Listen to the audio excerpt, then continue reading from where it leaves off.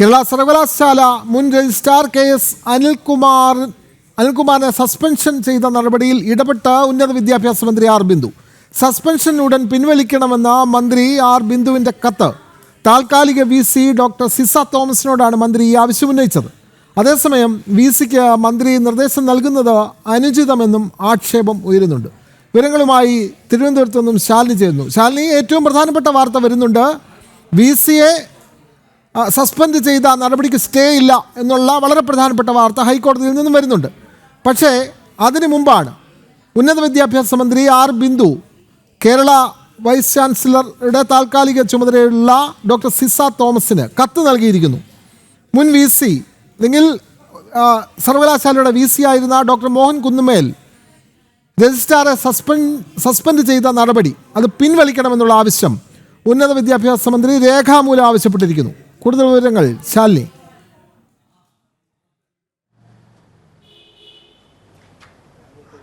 വിനോദ് സൂചിപ്പിച്ചതുപോലെ തന്നെയാണ് ഇന്ന് രാവിലെയോടുകൂടിയാണ് കേരള സർവകലാശാലയുടെ താൽക്കാലിക ചുമതലയുള്ള VC ഡോക്ടർ സിസ തോമസിന് ഉന്നത വിദ്യാഭ്യാസ മന്ത്രി ആർ ബിന്ദുവിന്റെ ഭാഗത്തു നിന്നും ഇത്തരത്തിലൊരു കത്ത് എത്തിയിരിക്കുന്നത്.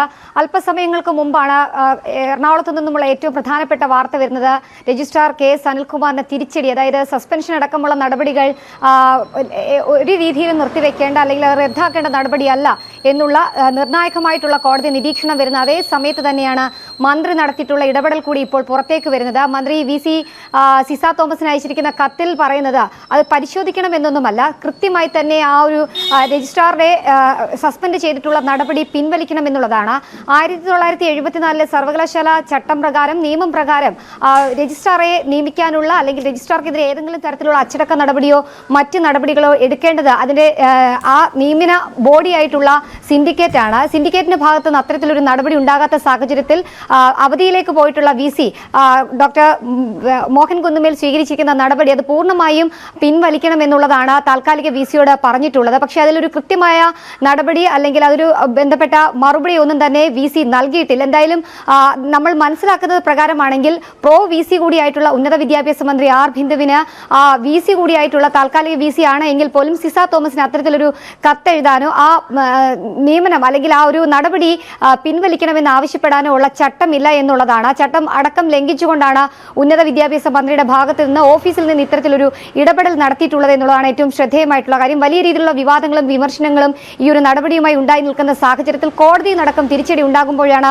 ഒരു ഉന്നത വിദ്യാഭ്യാസ മന്ത്രി അവരുടെ എല്ലാ രീതിയിലുള്ള നടപടികളും അല്ലെങ്കിൽ അവരുടെ സ്വാധീനവും ചെലുത്തിക്കൊണ്ട് ഇത്തരത്തിലൊരു നടപടിയിലേക്ക് കടക്കുകയും ചെയ്തിട്ടുള്ളത്. ഇന്നലെ രാത്രിയോടുകൂടിയാണ് ഈ ഒരു കത്ത് അല്ലെങ്കിൽ ഇമെയിൽ സന്ദേശം എത്തിയിട്ടുള്ളത് എന്നുള്ളതാണ് നമ്മൾ മനസ്സിലാക്കുന്നത്. അത്രയധികം കോൺഫിഡൻഷ്യൽ ആയതുകൊണ്ട് തന്നെ നമുക്കത് പുറത്തുവിടാൻ സാധിക്കില്ല ആ കത്ത്. അതുകൊണ്ട് തന്നെ ആ കത്തിൽ നിന്നുള്ള ഉള്ളടക്കം മനസ്സിലാക്കി പറയുകയാണെങ്കിൽ കൃത്യമായി ഈ നടപടി പിൻവലിക്കണം. ഒരു മന്ത്രിക്കും അല്ലെങ്കിൽ ഒരു ചാൻസലർ കൂടിയായിട്ടുള്ള മന്ത്രിക്ക് ഇത്തരത്തിലൊരു ഇടപെടൽ നടത്താൻ അധികാരമില്ല എന്നിരിക്കെയാണ് ഗവർണർ തീരുമാനിച്ചിട്ടുള്ള ഗവർണറുടെ നിർദ്ദേശാനുസരണ വിശദീകരണം തേടി ആ വിശദീകരണം തൃപ്തമല്ലാത്ത സാഹചര്യത്തിൽ VC ഇത്തരത്തിലൊരു നടപടി സ്വീകരിച്ചിരിക്കുന്നത്. ആ നടപടിയാണ് പിൻവലിക്കണമെന്നും ഒപ്പം തന്നെ അത്തരത്തിലൊരു നടപടി ഉണ്ടാകാൻ പാടില്ല എന്നും മന്ത്രി ഇതിൽ ഇടപെടൽ നടത്തിയിട്ടുള്ളത്. മുൻപും ഇടതുപക്ഷ സഹയാത്രികൻ കൂടിയായിട്ടുള്ള KS അനിൽകുമാറിനെ പല ഘട്ടത്തിലും പിന്തുണയ്ക്കുകയും അദ്ദേഹത്തിന് വലിയ രീതിയിലുള്ള പിന്തുണ നൽകുകയും ഒക്കെ തന്നെ ഉന്നത വിദ്യാഭ്യാസ മന്ത്രി ചെയ്തിട്ടുണ്ട്. അതിൻ്റെ ഒരു തുടർച്ച എന്നോണമാണ് ഇപ്പോൾ സർവകലാശാലയിൽ നടന്നിട്ടുള്ള ഈ നടപടിയെ നമുക്ക് കാണേണ്ടിയിരിക്കുന്നത്. തിരുവനന്തപുരത്ത് കേരള സർവകലാശാല ആസ്ഥാനത്ത് കഴിഞ്ഞ 23-ാം തീയതി നടന്ന പരിപാടിയിലാണ് ഇത്തരത്തിൽ ഭാരതാംബയെ ചിത്രം വെക്കുകയും ആ ചിത്രത്തിൽ പുഷ്പാർച്ചന നടത്തുകയും അതിൽ ഗവർണർ പങ്കെടുക്കുകയും ഒക്കെ തന്നെ ചെയ്ത് ആ ഗവർണർ പങ്കെടുക്കുന്ന സമയത്ത് ആ പരിപാടി നിർത്തിവെക്കാൻ ഇമെയിൽ മുഖേന രാജ്ഭവനിലേക്ക് സന്ദേശം അയക്കുക, ഒപ്പം തന്നെ ദേശീയഗാനം അടക്കം പാടാൻ ഒരുങ്ങുമ്പോൾ അല്ലെങ്കിൽ അത് ആലപിക്കുന്ന സമയത്ത് ആ പരിപാടി നിർത്തിവെക്കണമെന്ന ആവശ്യം സംഘാടകരോട് അടക്കം ആവശ്യപ്പെടുക.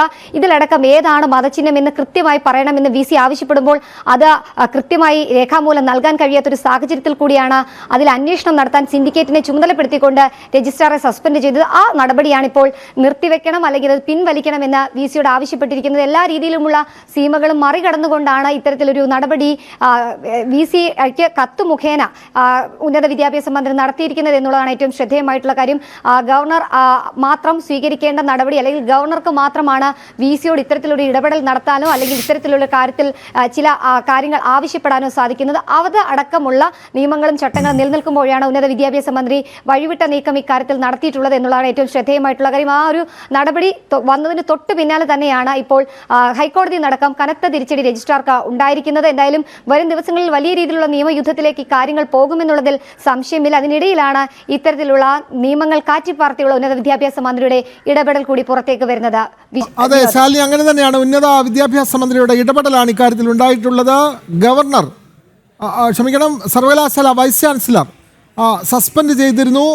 രജിസ്ട്രാറെ സസ്പെൻഡ് ചെയ്ത നടപടി പിൻവലിക്കണമെന്നാണ് ഉന്നത വിദ്യാഭ്യാസ മന്ത്രി ആർ ബിന്ദു നിലവിലുള്ള താൽക്കാലിക VC ഡോക്ടർ സിസാത്ത് തോമസിനോട് രേഖാമൂലം ആവശ്യപ്പെട്ടിട്ടുള്ളത്.